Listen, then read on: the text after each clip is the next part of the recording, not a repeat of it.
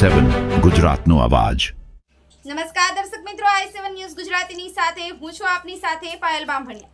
તો જોઈએ આજના મહત્વના સમાચાર। આંકલાવના ગંભીરા બામણગામ મહીસાગર નદીમાં રેતીની લૂંટ, નેતા અને અધિકારીઓનું ગઠબંધન। આણંદ જિલ્લાના આંકલાવ તાલુકાના ગંભીરા વિસ્તારમાંથી પસાર થતી મહીસાગર નદીના પટ પરથી મોટા પાયે ગેરકાયદેસર રેતી ખનન થતું હોવાના ગંભીર આક્ષેપો સામે આવ્યા છે।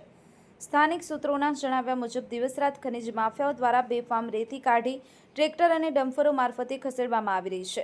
એ પણ ઓવરલોડ અને નંબર પ્લેટ વગરના ડમ્પરમાં રેતી ભરી રાત દિવસ ગુલજોશમાં ચાલી રહ્યું છે રેતી ખનન।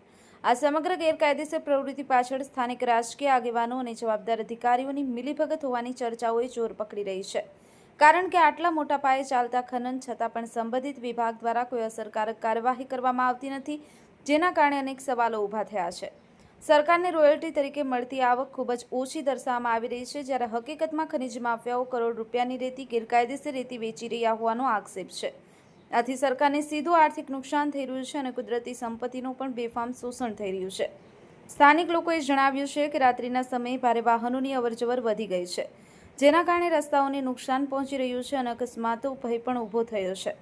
સાથે સાથે નદીના પર્યાવરણ પર પણ ગંભીર અસર પડી રહી છે। ગ્રામજનોએ માંગ કરી છે કે ખનિજ વિભાગ અને જિલ્લા તંત્ર દ્વારા તાત્કાલિક કડક તપાસ હાથ ધરવામાં આવે, ગેરકાયદેસર ખનનમાં સંડોવાયેલા તત્વો સામે કડક કાર્યવાહી કરવામાં આવે અને આ ભ્રષ્ટ ગઠબંધનને બેનકાબ કરવામાં આવે। Bureau report i7 news Gujarati, Ahmedabad.